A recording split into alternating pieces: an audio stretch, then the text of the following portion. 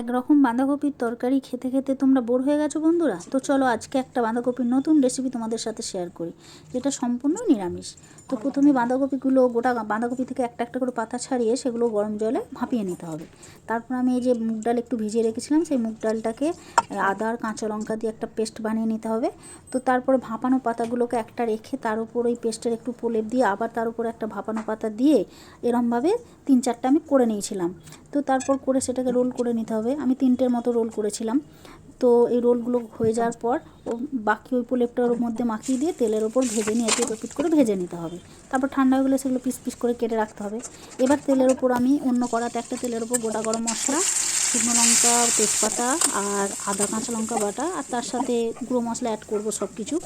তারপর কিছুক্ষণ নাড়াচাড়া করে তারপর ওতে একটু কুচানো টমেটো অ্যাড করব। অ্যাড করার পর আমি এদিকে আরেকটা পেস্ট বানিয়ে রেখেছি চারমগজ, কাজু বাদাম আর পোস্ত আর টক দই দিয়ে, সেটাও দিয়ে দেবো। তারপরে কিছুক্ষণ পর নাড়াচাড়া করার পর একটু তেল ছেড়ে গেলে ওই যে মুগ ডালের যে পেস্টটা আছে সেই পেস্টটা না ফেলে দিয়ে ওটা ধুয়ে ওই জলটা এতে দিয়ে দেবো। তারপরে একটু ফুটে গেলে পিস করে রাখা বাঁধাকপিগুলো ওতে দিয়ে দেবো। তারপর আমি চাপা দিয়ে দেবো। নিয়ে কিছুক্ষণ পর খুলে আবার আমি তাতে একটু গরম মশলা আর চিনি দিয়ে দেবো, নিয়ে আবার ঢাকা দিয়ে দেবো।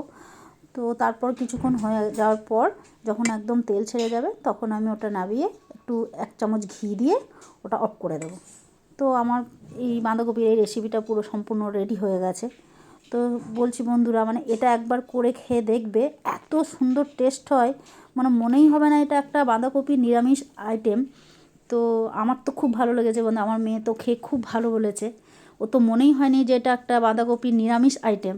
তো বন্ধুরা, তোমরাও একবার ট্রাই করে দেখতে পারো, মানে খুবই খেতে ভালো হয়। ভালো লাগলে একটা লাইক কমেন্ট অবশ্যই করবে বন্ধু।